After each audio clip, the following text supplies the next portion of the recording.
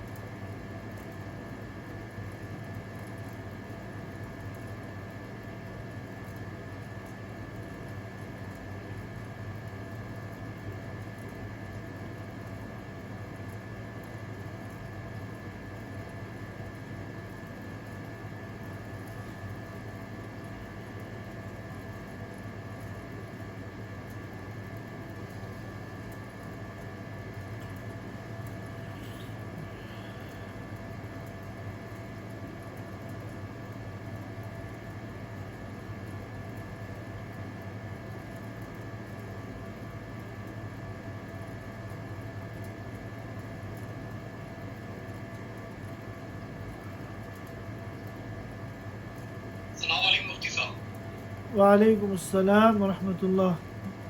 خیریت سے ہیں؟ جی الحمدللہ۔ ماشاء آپ اللہ، کیسے ہیں مسلم؟ اللہ کا کرم، دعائیں ہیں۔ ساتھی جماعت میں گئے ہیں؟ جی ہاں، جماعت میں گئے ہوئے ہیں۔ ماشاء اللہ، آج کا بھی سیشن مفتی صاحب لیڈیز اور جینٹس کا کمبائن ہے۔ ہاں اچھی بات ہے، جی، بہتر ہے۔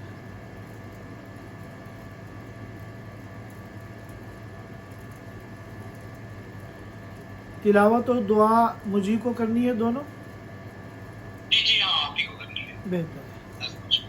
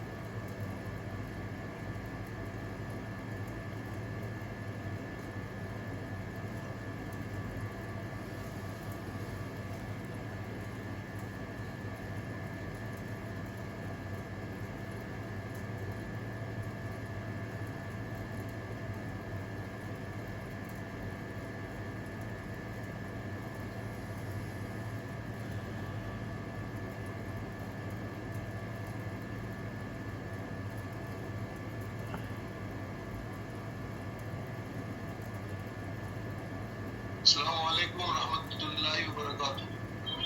وعلیکم السلام ورحمۃ اللہ وبرکاتہ.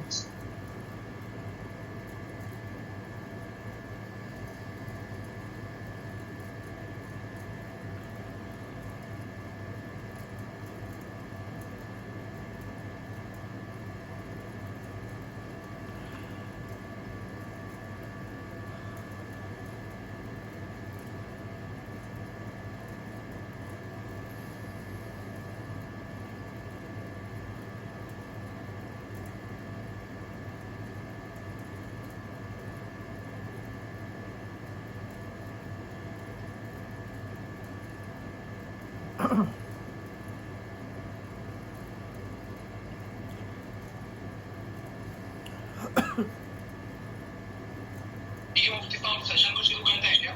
ہاں ٹھیک ہے, مناسب ہے.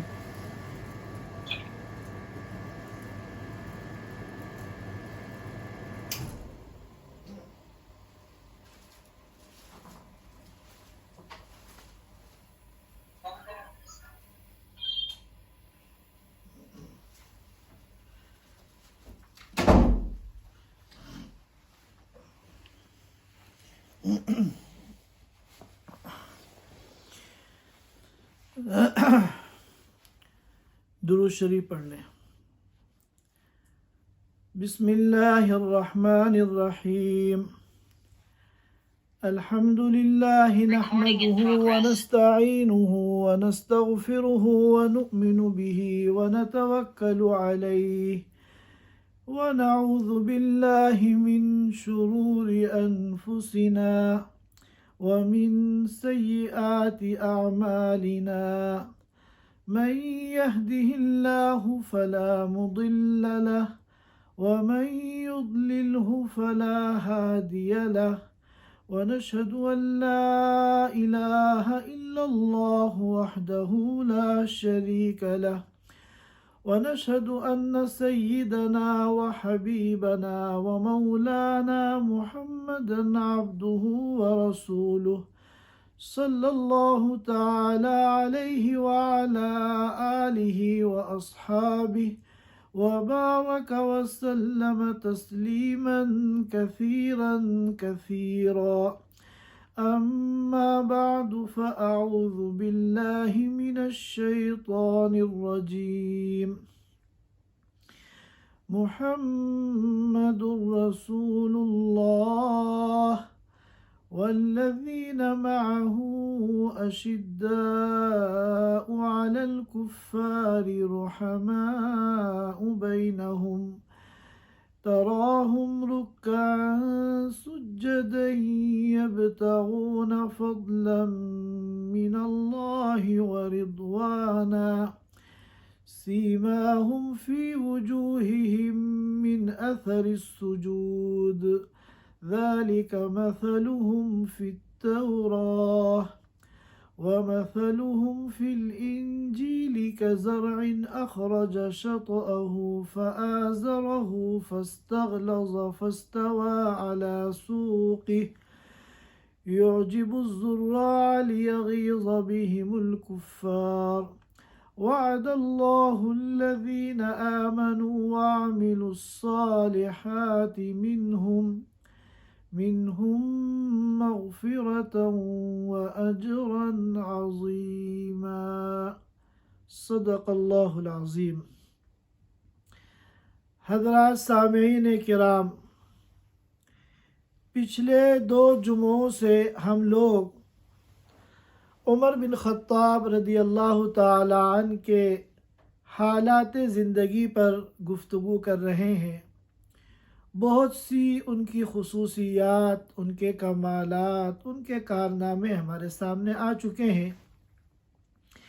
میں نے یہ بتایا تھا کہ حضرت صدیق اکبر رضی اللہ تعالی عنہ کے انتقال کے بعد بڑی آزمائشیں آئیں, بڑے حالات آئے, مگر حضرت عمر رضی اللہ تعالی عنہ نے بڑی ہمت اور بہادری کے ساتھ ان حالات کا مقابلہ کیا اور بہت تیزی کے ساتھ اسلامی سرحدوں کو آگے بڑھاتے گئے, یہاں تک کہ کچھ ہی سالوں میں آدھی دنیا پر انہوں نے اسلام کا جھنڈا لہرا دیا.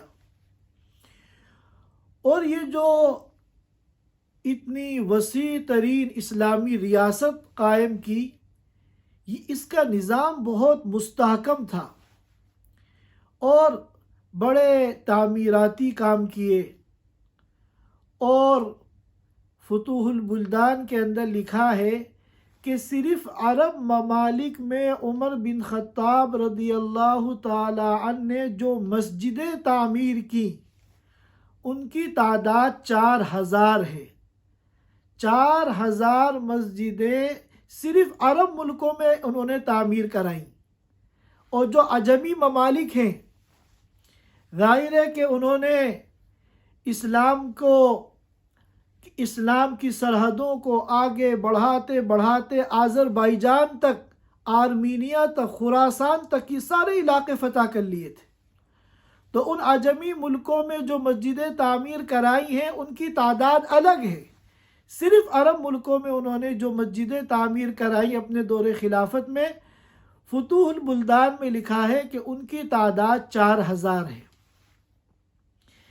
حضرت عمر رضی اللہ تعالیٰ عنہ کی بعض صفات پر ہم نے پچھلے جمعے گفتگو کی تھی.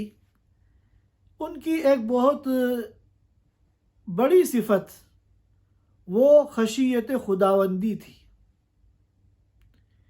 اتنا طاقتور انسان اور اتنا شیر دل انسان اور ایسا انسان کہ دنیا کی بڑی بڑی طاقتیں جس کے نام سے کانپتی ہیں، اس کا اپنے آقا کے ساتھ کیسا تعلق تھا یہ بھی سمجھنے کی ضرورت ہے. اللہ کا خوف، اللہ کا ڈر عمر بن خطاب کے دل میں ایسا بیٹھا ہوا تھا کہ ہم سوچ بھی نہیں سکتے.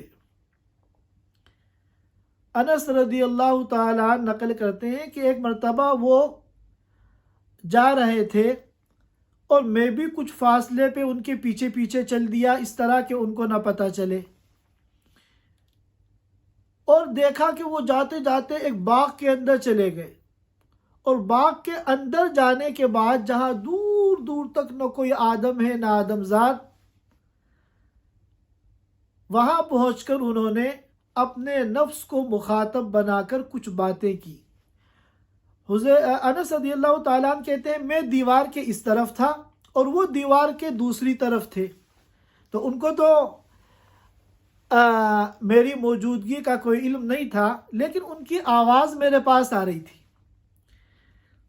میں نے سنا کہ وہ اپنے نفس کو مخاطب بنا کر اس تنہائی میں جا کر اپنے نفس کو مخاطب بنا کر کہہ رہے ہیں کہ اے عمر بن خطاب، واہ تو بڑا امیر المومنین بنا ہوا ہے. لَتَتَّقِيَنَّ اللَّهَ أَوْ لَيُعَذِّبَنَّكَ. زیادہ خوش فہمی کے اندر مبتلا نہ ہو، یا تو اللہ کا تقوی اپنے دل میں پیدا کر لے اے عمر بن خطاب، یا پھر اللہ کے عذاب کے لیے تیار ہو جا. اس طرح وہ اپنا محاسبہ کرتے تھے. اور یہ بات تو آپ حضرات جانتے تھے کہ عمر بن خطاب باطل کے لیے ننگی تلوار تھے، اور مسلمانوں کی تربیت اور اصلاح کے لیے ہر وقت ان کے ہاتھ میں کوڑا رہتا تھا، اور وہ کوڑا بھی ہر وقت ایکٹیو رہتا تھا. اللہ اور اس کے رسول کی نافرمانی عمر بن خطاب کو برداشت نہیں تھی. سب کچھ برداشت، لیکن اللہ اور اس کے رسول کی نافرمانی عمر بن خطاب کو برداشت نہیں تھی. چنانچہ کہیں بھی کوئی شریعت کی خلاف ورزی دیکھتے، سنت کی خلاف ورزی دیکھتے تو فوراً وہ اپنا کوڑا نکالتے اور ایکشن لیتے. لیکن چونکہ ہر وقت اللہ کا ڈر اور خوف دل میں بیٹھا ہوا تھا اور اپنا محاسبہ کرتے تھے، تو بعد میں پھر ان کو بڑا خیال آتا کہ میں جو مسلمانوں پہ یہ سختی کرتا ہوں، کہیں ایسا نہ ہو کہ میرا بھی اس آیت کے اندر شمار ہو جائے جو کہ قرآن میں نازل ہوئی، وَالَّذِينَ يُؤْذُونَ الْمُؤْمِنِينَ وَالْمُؤْمِنَاتِ وہ لوگ جو ایمان والے مردوں کو ایمان والی عورتوں کو تکلیف پہنچاتے ہیں کہیں میرا بھی ان میں شمار نہ ہو جائے، تو بڑے پریشان ہوتے، بڑے فکر مند ہوتے، بڑے غمگین ہوتے۔ کبھی حضرت علی اس کے پاس جا رہے ہیں اور ان سے پوچھ رہے ہیں کہ میں جو یہ سختی کرتا ہوں اور میں جو یہ شریعت کی خلاف ورزی پر کوڑے لگاتا ہوں، کہیں ایسا تو نہیں کہ میں ان بد نصیب لوگوں میں شامل ہو جاؤں جن کے بارے میں قرآن کی یہ آیت نازل ہوئی ہے۔ کبھی ابی بن کعب رضی اللہ تعالیٰ عنہ کے گھر پہنچ جاتے اور ان کے سامنے اپنے رنج و غم کا اظہار کرتے۔ یہ حضرات ان کو تسلی دیتے، امیر المومنین آپ بالکل فکر مند نہ ہو، یہ سب آپ کی رعایا ہیں، اور آپ ان کے اوپر جو بھی سختی کرتے ہیں وہ ان کی خیرخواہی کے لیے کرتے ہیں۔ اللہ تعالیٰ آپ کو آپ کی اس پر پکڑ نہیں کریں گے۔ اللہ تعالیٰ خوب جانتے ہیں کہ یہ بندہ دو عالم سے خفا میرے لیے، لہذا آپ بالکل فکر مند نہ ہو۔ اور آنسو تو عمر بن خطاب رضی اللہ تعالیٰ عنہ کی آنکھوں میں ہر وقت رہتے تھے، ذرا سی کوئی بات ہوئی اور آنسو جاری۔ علقمہ رضی اللہ تعالیٰ عنہ، علقمہ رحمۃ اللہ علیہ کہتے ہیں کہ ایک دن عشاء کی نماز پڑھا رہے تھے، سورہ یوسف کی تلاوت شروع کر دی۔ جہاں بھی یوسف علیہ السلام کا نام آتا تو رونے لگتے اور ان کی ہچکیاں بن جاتی، اور میں صفوں کے بالکل آخر میں تھا، وہاں بھی میں ان کی ہچکیوں کی آواز سنتا تھا۔ اور روایتوں میں آتا ہے کہ جب بھی نماز پڑھتے اتنا روتے کہ دوسروں کو ان کی رونے کی آواز سنائی دیتی، یہاں تک کہ روتے روتے اتنے آنسو ان کے رخسار پر بہے کہ یہاں 2 لکیریں قائم ہو گئی تھیں۔ آنسوؤں کے بہتے بہتے ان کے رخسار پر 2 نشان اور 2 لکیریں قائم ہو گئی تھیں جو ان کے آنسوؤں کی وجہ سے تھی۔ اور ایک موقع پر تاجروں کا ایک قافلہ مدینے آیا اور وہ لوگ کھلے میدان میں انہوں نے اپنا پڑاؤ ڈالا۔ ظاہر ہے کہ بڑا قافلہ ہوتا تھا، اس میں تجارت کا سامان بھی ہوتا تھا، اپنی فیملی ہوتی تھی، ان کے بیوی بچے ہوتے تھے، ان کا کھانے پینے کا سامان ہوتا تھا۔ تو کسی ایک گھر کے اندر تو پورا قافلہ نہیں آ سکتا، اور اس زمانے میں آج کی طرح گیسٹ ہاؤس اور ہوٹل تو تھے نہیں، تو یہ پورا قافلہ میدان میں ٹھہرا۔ حضرت عمر رضی اللہ تعالیٰ عنہ نے اپنے بیٹے عبد الرحمن سے کہا کہ یہ ہمارے مہمان ہیں، تو رات میں کوئی ان کو نقصان نہ پہنچا دے، ان کو کوئی تکلیف نہ پہنچا دے، چوری وغیرہ ان کے سامان میں نہ کر لے، لہذا ہم ان کی چوکیداری کریں گے۔ چنانچہ امیر المومنین اور ان کے صاحبزادے یہ پوری رات وہاں کھڑے ہو کے چوکیداری کر رہے ہیں۔ قافلے میں چونکہ فیملیاں بھی تھیں تو ایک شیر خوار دودھ پیتے بچے کی رونے کی آواز آئی۔ حضرت عمر رضی اللہ تعالیٰ عنہ فکر مند ہوئے، جا کے دیکھا تو اس کی ماں سے کہا کہ اس کو چپ کراؤ۔ اس نے اس کو تھپتھپایا، وہ چپ ہو گیا۔ تھوڑی دیر کے بعد وہ پھر رونے لگا۔ حضرت عمر پھر اس کے پاس گئے اور کہا کہ بچہ رو رہا ہے، اس کا دھیان کرو، اس کو چپ کراؤ۔ اس نے پھر تھپتھپایا اس کو، وہ چپ ہو گیا۔ کئی مرتبہ رات میں ہوا، یہاں تک کہ بالکل صبح کے وقت پھر اس کے رونے کی آواز آئی۔ تو عمر بن خطاب رضی اللہ تعالیٰ عنہ اس عورت کے پاس گئے اور کہا کہ تم بہت بری ماں ہو، یہ بچہ پوری رات بے چین ہے اور رو رہا ہے اور تم اس کا خیال کیوں نہیں کر رہی ہو؟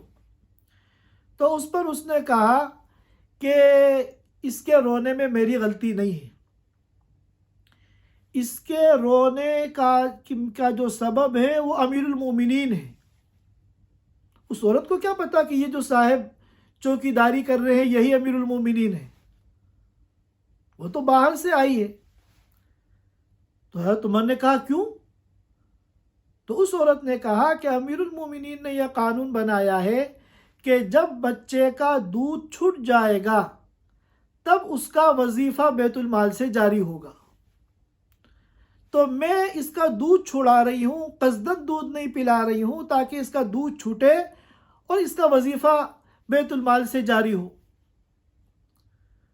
تو حضرت عمر رضی اللہ تعالیٰ عنہ کو بڑا غم ہوا، بڑا افسوس ہوا کہ میرے ایک بنائے ہوئے ایک قانون کی وجہ سے ننھے معصوم بچوں پہ ظلم ہو رہا ہے، اور اس سے کہا کہ بالکل اس کو دودھ چھڑانے میں جلدی نہ کرو، تم اس کو دودھ پلاؤ۔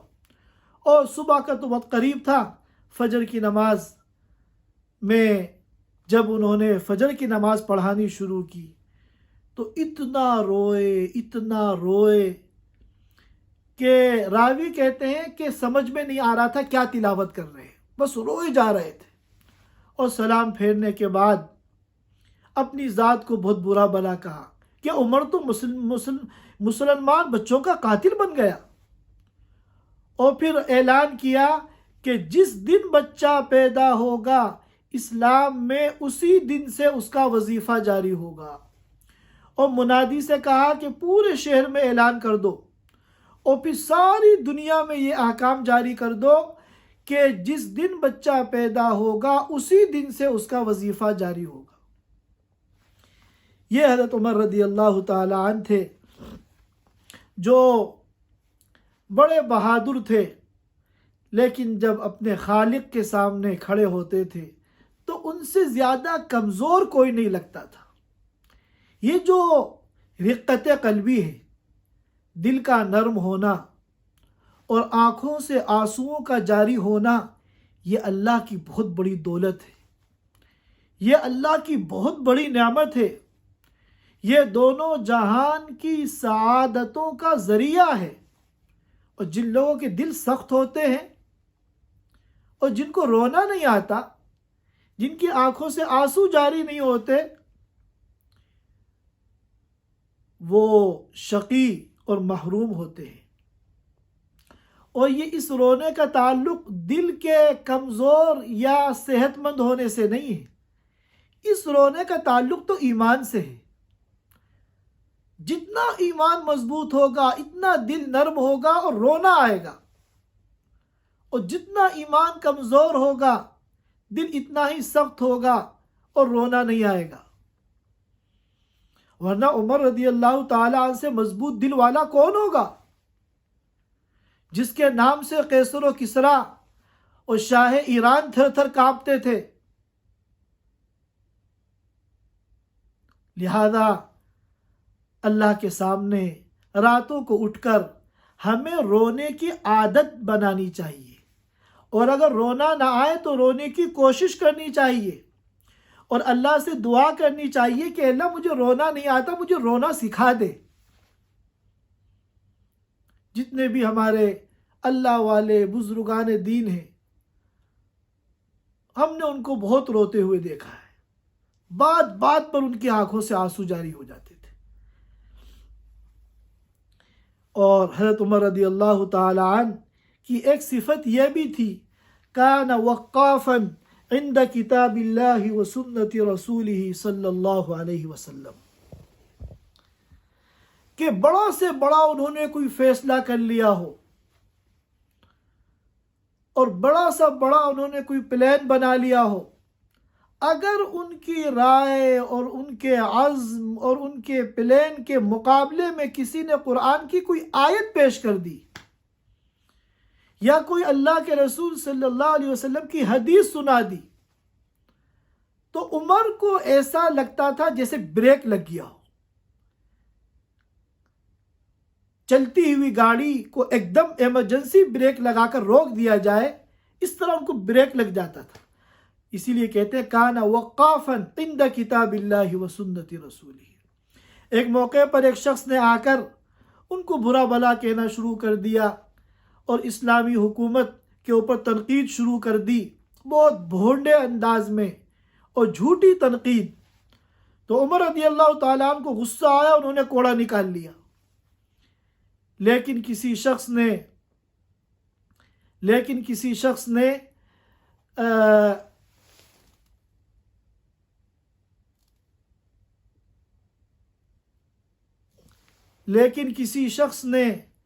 قرآن کی آیت پڑھ دی، خذ العفو وامر بالعرف واعرض عن الجاہلین، کہ معاف کر دیجئے اور ان جاہلوں کو اگنور کیجئے۔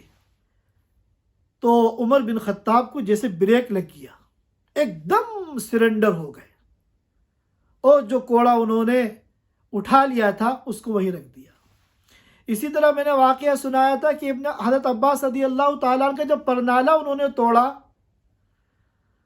اور نماز جمعے کے بعد اب حضرت عباس رضی اللہ تعالیٰ عنہ نے بتایا کہ یہ تو اللہ کے رسول نے لگوایا تھا، تو عمر بن خطاب کو اتنا غم ہوا اپنے فیصلے پر کہ یہ کہا کہ میں جھک کر یہاں کھڑا ہو رہا ہوں، میری پیٹھ کے اوپر کھڑے ہو کر اس پرنالے کو ٹھیک کیا جائے۔ آج ہمارے سامنے جب قرآن کی آیتیں پیش کی جاتی ہیں، احادیث پیش کی جاتی ہیں، تو ہم اپنے کو بدلنے کے بجائے قرآن و حدیث میں تعویل شروع کر دیتے ہیں کہ نہیں اس کا مطلب تو یہ ہے، اس کا مطلب تو یہ ہے۔ حضرت عمر بھی اگر چاہتے تو یہاں یہ کہہ سکتے تھے کہ حضور نے جس زمانے میں بنایا تھا اس زمانے میں یہاں راستہ نہیں تھا، لوگوں کو آنے جانے میں کوئی دقت نہیں تھی، اب چونکہ یہ گزرگاہ ہے، پر نالے میں سے جب گندا پانی گرے گا تو لوگوں کو تکلیف ہوگی، 10 تعویلیں کر سکتے تھے، لیکن یہ لوگ وہ تھے کان وقافا عند کتاب اللہ و سنت رسولہ، ان کے کسی عمل کے خلاف اگر قرآن کی کوئی آیت آ جائے یا اللہ کے رسول کی کوئی حدیث آ جائے تو ان کو بریک لگ جاتا تھا، یہ سرنڈر ہو جاتے تھے اور فوراً اپنی اصلاح کرتے تھے۔ آج کل بہت سے بد نصیب ایسے ہیں جو حضرت عمر بن خطاب رضی اللہ تعالی عنہ اور اہل بیت حضرت علی، ان کے اولاد حضرت حسن، حضرت حسین وغیرہ کے حالات کو اس طرح بیان کرتے ہیں جیسا کہ ان میں آپس میں بڑی دشمنی تھی، اور حضرت عمر رضی اللہ تعالیٰ عنہ خدا نہ خواستہ ان کی حق تلفیاں کرتے تھے اور ان کے حقوق کو مارتے تھے، حالانکہ حقیقت اس کے برعکس ہے۔ ایک موقع پر حضرت حسن رضی اللہ تعالیٰ عنہ سے فرمایا کہ تم میرے پاس نہیں آتے، میرے پاس آیا کرو۔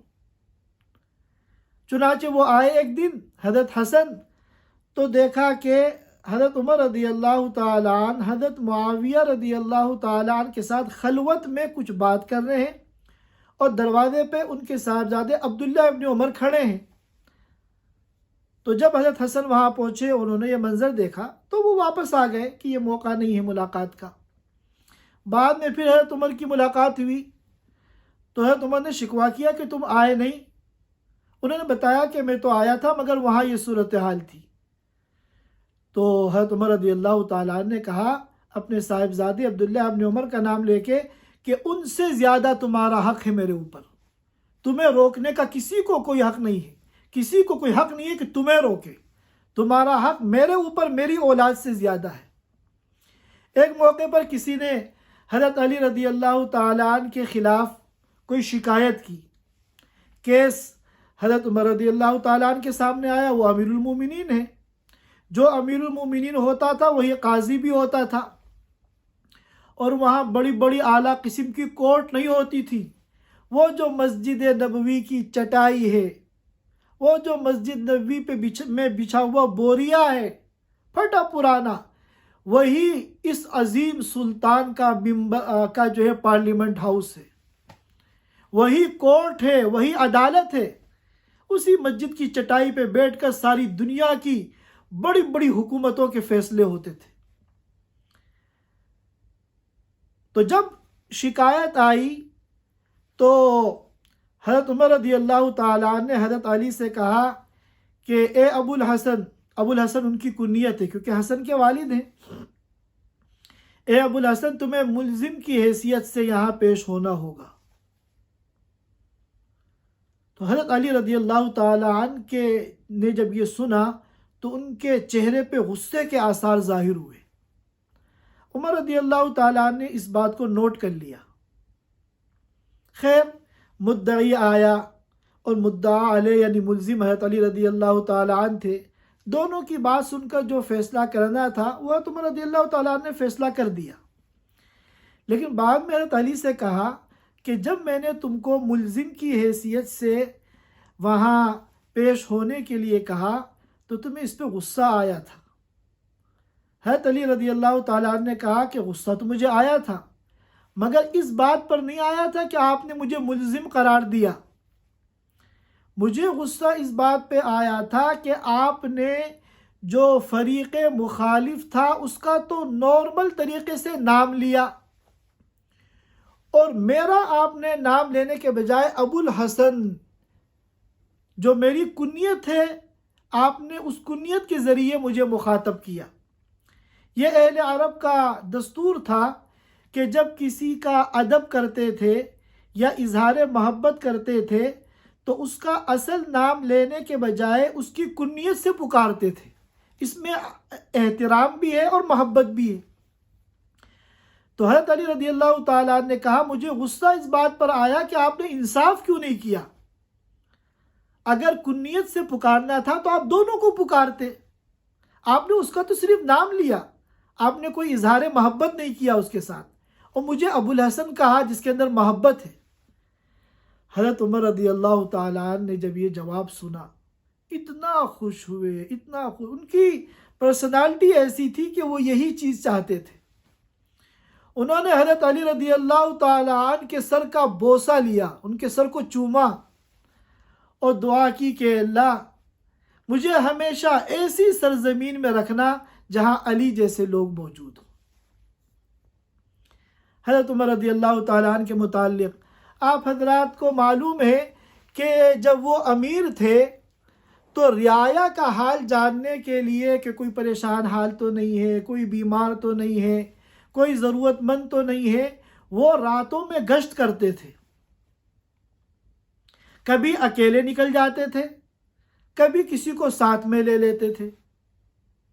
ایک مرتبہ عبداللہ ابن مسعود رضی اللہ تعالیٰ عنہ کے ساتھ گشت میں نکلے تو بہت دور ان کو آگ نظر آئی، ایک گھر میں روشنی نظر آئی۔ روشنی نظر آنے کا مطلب یہ ہے کہ اس گھر میں گھر والے جاگ رہے ہیں۔ اب سوال یہ پیدا ہوتا ہے کہ اگر جاگ رہے ہیں تو اتنی رات میں کیا کر رہے ہیں؟ اس زمانے میں تو مغرب کے بعد کیونکہ لائٹیں تو تھی نہیں، سونے کا ماحول بن جاتا تھا۔ روایتوں میں آتا ہے عشاء کی نماز میں جب لوگ آتے تھے تو اونگتے تھے، مسجد میں بیٹھ کے نیند آتی تھی، تو سویرے پورا شہر سو جاتا تھا، ساری ایکٹیویٹیز نقل و حرکت بند ہو جاتی تھی، راستے سنسان ہو جاتے تھے۔ اب اتنی رات میں اس گھر میں جو ہے روشنی کیوں ہے؟ حضرت عمر رضی اللہ تعالیٰ عنہ کو فکر ہوئی کہ کوئی ضرورت مند تو نہیں ہے، پریشان تو نہیں ہے، کوئی بیمار تو نہیں ہے، تو تیزی کے ساتھ وہ اس طرف بڑھے۔ اتنا تیز بڑھے اس کی طرف گئے کہ عبداللہ ابن مسعود پیچھے رہ گئے، اور چھوٹی سی دیوار تھی اس کو پھلانگ کے وہ اندر گئے۔ اندر جانے کے بعد انہوں نے دیکھا عجیب و غریب منظر کہ ایک بڑے میاں ہیں، بوڑھے، اور ان کے سامنے ہاتھ میں شراب ہے، اور ایک ناچنے والی باندی وہاں ناچ رہی ہے۔ حضرت عمر رضی اللہ تعالیٰ نے جب اچانک دھاوا بولا تو اب بڑے میاں کو احساس ہوا کہ ہم تو پکڑے گئے۔ عمر رضی اللہ تعالیٰ نے کہا کہ ایسا قبیح منظر، ایسا برا منظر میں نے اپنی زندگی میں نہیں دیکھا۔ تم اتنے بوڑھے ہو چکے ہو کہ قبر میں پیر لٹکائے ہوئے ہو اور یہ عیاشیاں کر رہے ہو، تمہیں شرم نہیں آتی؟ ان بڑے میاں نے کہا اے امیر المومنین، میں نے تو ایک ہی گناہ کیا، آپ نے تو کئی گناہ کیے۔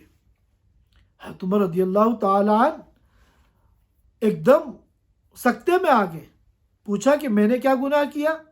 کہا ایک تو گناہ آپ نے یہ کیا کہ آپ دیوار پھلانگ کر آئے، حالانکہ قرآن کا حکم ہے وَأْتُوا الْبُيُوتَ مِنْ أَبْوَابِهَا، کہ گھروں میں داخل ہو دروازوں کے راستے سے۔ اور دوسری غلطی یہ کی کہ آپ نے اجازت لیے بغیر، سلام کیے بغیر آ گئے، حالانکہ قرآن کا حکم ہے یا ایھا الذین آمنوا لا تدخلوا بیوتا غیر بیوتکم حتی تستأنسوا وتسلموا علی اہلها۔ اور تیسری آپ نے غلطی یہ کی کہ آپ نے ایک ایمان والے کے کی ٹوہ لگائی، اس کے عیب کو تلاش کیا، حالانکہ قرآن کہتا ہے وَلَا تَجَسَّسُوا۔ حضرت عمر رضی اللہ تعالیٰ عنہ یہ سننا تھا کہ اس کا تو سارا جرم بھول گئے، اور اتنا غم اور افسوس ہوا کہ وہاں سے وہ باہر نکلے اور شرمندگی اور ندامت اور افسوس کی وجہ سے اپنے کپڑے کو اپنے دانت میں دبائے ہوئے تھے، اور انہوں نے کہا کہ آج اگر عمر کو اس کے خدا نے معاف نہیں کیا تو عمر برباد ہو گیا، اور روتے ہوئے وہاں سے واپس آ گئے۔ اب یہ بڑے میاں جو یہ سب کرتے تھے ساری دنیا سے چھپ کے کرتے تھے، یہ سمجھ گئے کہ آج تو میں پکڑا گیا، نہ صرف یہ کہ مجھے سزا ملے گی بلکہ پورے شہر میں اب میری ذلت و رسوائی ہوگی، کیونکہ عمر بن خطاب نے خود اپنی آنکھوں سے مجھے یہ عیاشی کرتے ہوئے دیکھا ہے۔ اب وہ ڈرے سہمے گھر میں بیٹھے ہوئے ہیں، کئی دن تک گھر سے نہیں نکلے، اور ایک دن جب کافی دن گزر گئے، انہوں نے حضرت عمر رضی اللہ تعالیٰ کی مجلس میں جانا چھوڑ دیا اس ڈر سے کہ کہیں مجھے دیکھ کے ان کو سارا قصہ یاد نہ آ جائے اور پھر وہ مجھے اپنی سزا کا نشانہ نہ بنا دیں۔ جب کافی دن گزر گئے کوئی ذکر تذکرہ نہیں ہوا، نہ امیر المومنین کے لوگ آئے پکڑ کے لے جانے کے لیے، اور نہ کسی نے کوئی ڈسکس کیا، تذکرہ کیا۔ تو کافی دنوں کے بعد ہمت کر کے یہ حضرت عمر بن خطاب کی مجلس میں گئے، اور مجلس کے بالکل آخر میں دروازے کے قریب جو آخر میں لوگ بیٹھے ہوئے تھے چپکے سے ان کے پیچھے جا کے بیٹھ گئے، لیکن حضرت عمر رضی اللہ تعالیٰ عنہ کے کیمرے میں آ گئے۔ عمر رضی اللہ تعالیٰ عنہ کی نگاہ پڑ گئی، حضرت عمر نے کہا علیہ بہذا الشیخ، ان بڑے میاں کو میرے پاس لاؤ۔ اوہو، اب ان کی حالت ایسی کہ کاٹو تو خون نہیں، کہ آج تو میری شامت اعمال آ گئی، آج عمر بن خطاب کے عتاب سے، ان کی سزا سے مجھے کوئی نہیں بچا سکتا۔ چنانچہ ان کو لایا گیا۔ حضرت عمر رضی اللہ تعالیٰ نے کہا ادنو منی، میرے قریب آؤ، اور قریب آئے، کہا اور قریب آؤ، وہ اور قریب آئے، کہا اپنا کان میرے منہ کے قریب کرو، تو اتنا ان کا کان اپنے منہ کے قریب میں کیا کہ روایت میں آتا ہے فَالْتَقَمَ أُذُنَهُ، ان کے کان کو لقمہ بنا لیا، گویا کہ ان کے کان کو لقمہ بنا لیا، اور پھر ان کے کان میں اس طرح کہا کہ ان کے علاوہ کوئی اور نہ سن سکے، کیونکہ بھری مجلس سے کہا کہ قسم اس ذات عالی کی جس نے محمد الرسول اللہ کو اپنا رسول بنا کر بھیجا ہے، کہ وہ دن ہے اور آج کا دن میں نے تمہاری بات کسی کو نہیں بتائی، یہاں تک کہ جب میں وہاں سے واپس آیا تو ابن مسعود جو پیچھے پیچھے آ رہے تھے ان تک کو میں نے نہیں بتایا۔ تو اس نے کہا، ان بڑے میاں نے کہا اے امیر المومنین آپ بھی اپنا کان میرے قریب کیجئے، اور پھر اس نے بھی ان کے کان میں حضرت امیر المومنین کے کان میں کہا کہ قسم ہے اس ذات عالی کی جس نے اللہ کے رسول صلی اللہ علیہ وسلم کو نبی بنا کر بھیجا، وہ دن ہے اور آج کا دن میں نے بھی اس گناہ سے توبہ کر لی، اور میں نے دوبارہ پھر اس گناہ کو نہیں کیا۔ حضرت عمر رضی اللہ تعالیٰ عنہ کو اتنی خوشی ہوئی کہ نعرہ تکبیر بلند کیا، اللہ اکبر۔ اب سارے حاضرین سن رہے ہیں، یہ منظر دیکھ رہے ہیں، مگر کسی کو نہیں معلوم کیا ہو رہا ہے۔ حضرت عمر رضی اللہ تعالیٰ عنہ ایک مرتبہ نکلے گشت میں، تو دیکھا ایک گھر ہے، ایک عورت ہے، اور وہاں کھانے پینے کی ضرورت ہے۔ بڑا ان کو صدمہ ہوا، بڑا افسوس ہوا کہ میری رعایا میں کوئی ایسا ہے جس کے پاس کھانے کو نہیں ہے اور مجھے پتہ نہیں۔ فوراً راتوں رات بیت المال آئے اور اپنے اسلم جو ان کے خادم تھے ان کی مدد سے کھانے پینے کا سامان بوریوں میں بھرا، اور گھی کا کنسٹر اٹھایا اور کہا یہ سارا سامان میری گردن پہ لاد دو۔ ان کے خادم کہنے لگے امیر المومنین آپ یہ کیا کر رہے ہیں، میں لے کے چلا جاؤں گا، یہ بوجھ جو ہے آپ کیوں اٹھا رہے ہیں، میں اٹھا لوں گا۔ تو فرمایا کیا قیامت کے دن بھی تم میرا بوجھ اٹھا لو گے؟ چنانچہ وہ سارا لے کر آئے اور پھر وہاں اس بڑھیا کو دیا۔ اس بڑھیا نے کہا کہ امیر المومنین تو تمہیں ہونا چاہیے تھا، کس نے عمر کو بنا دیا جسے ہماری کوئی خبر نہیں، قیامت کے دن میں عمر کی شکایت اللہ تعالیٰ سے کروں گی۔ اسے کیا معلوم کہ یہی امیر المومنین ہے۔ حضرت عمر رضی اللہ تعالیٰ عنہ نے کہا کہ بڑھیا اسے معاف کر دو، اس کو بڑے غم ہیں، وہ بہت پھنسا ہوا ہے مسائل کے اندر، تم اسے معاف کر دو۔ اس بڑھیا نے کہا کہ نہیں، میں اس کو معاف نہیں کروں گی، قیامت کے دن جو ہے میں اس کا گریبان پکڑوں گی اللہ کے سامنے۔ حضرت عمر رضی اللہ تعالیٰ عنہ پریشان ہو گئے، کہنے لگے کہ نہیں، تم اس کو معاف کر دو، اس کے پاس غموں کی کوئی کمی نہیں ہے، وہ بہت پھنسا ہوا ہے اپنے کاموں کے اندر۔ تو بڑھیا کہنے لگی کہ آخر تم اس کا، عمر کا، امیر المومنین کا تم اتنا ساتھ کیوں دے رہے ہو، اس کا دفاع کیوں کر رہے ہو؟ تو حضرت عمر رضی اللہ تعالیٰ عنہ نے کہا کہ وہ بد نصیب عمر میں ہی ہوں، آج جو ہے تم مجھے معاف کر دو، جو کہنا ہے کہہ دو، مگر قیامت کے دن اللہ سے میری شکایت مت کرنا۔ حضرت عمر رضی اللہ تعالیٰ عنہ کی شہادت کا جو واقعہ ہے وہ بھی بڑا افسوسناک اور دردناک ہے۔ فجر کی نماز کے دوران ان کو شہید کیا گیا تھا۔ مغیرہ بن شعبہ رضی اللہ تعالیٰ عنہ کا ایک خادم تھا، مجوسی کافر، اس کا نام تھا ابو لؤلؤ فیروز، اس نے حضرت عمر رضی اللہ تعالیٰ عنہ کو شہید کیا تھا۔ اور ایک ایران کا کمانڈر تھا ہرمزان، جس کی گردن پہ بہت سے صحابہ کا قتل تھا، اور چونکہ حضرت عمر رضی اللہ تعالیٰ عنہ نے ایران فتح کیا تھا، جنگ قادسیہ ایک پوری تاریخ ہے، اور ایران جو اتنی بڑی طاقت تھی اس کی اینٹ سے اینٹ بجا دی تھی، تو ایرانیوں کی جو فطرت ہے کہ وہ ان کے دل میں انتقام کی آگ بھڑکتی رہتی ہے۔ تو ہرمزان جو ایران کا جرنیل تھا، اس کو جب پکڑ کے لایا گیا اور فیصلہ ہوا کہ اس کی گردن اڑا دی جائے، کیونکہ بہت سے ایمان والوں کو اس نے شہید کیا تھا، تو اس نے پینے کے لیے پانی مانگا، اس کو پانی دیا گیا۔ اس نے کہا کہ ضمانت دیجئے کہ جب تک میں پورا پانی نہیں پیوں آپ مجھے قتل نہیں کریں گے۔ چنانچہ اس کو ضمانت دے دی گئی، اس نے وہ پانی زمین میں پھینک دیا اور کہا اب نہ یہ پانی میں پی سکتا ہوں نہ آپ مجھے قتل کر سکتے ہیں۔ چنانچہ اس کو چھوڑنا پڑا۔ تو یہ مدینے ہی میں رہتا تھا، اس نے سازش کی۔ بعض روایتوں سے معلوم ہوتا ہے کہ مغیرہ بن شعبہ کے مجوسی غلام کو اس نے تیار کیا عمر بن خطاب کو شہید کرنے کے لیے۔ ادھر سن 23 ہجری میں حضرت عمر رضی اللہ تعالیٰ نے حج کیا، اور ظاہر ہے کہ ذی الحجہ میں حج ہوا، اور محرم کے شروع میں ان کی شہادت ہو گئی۔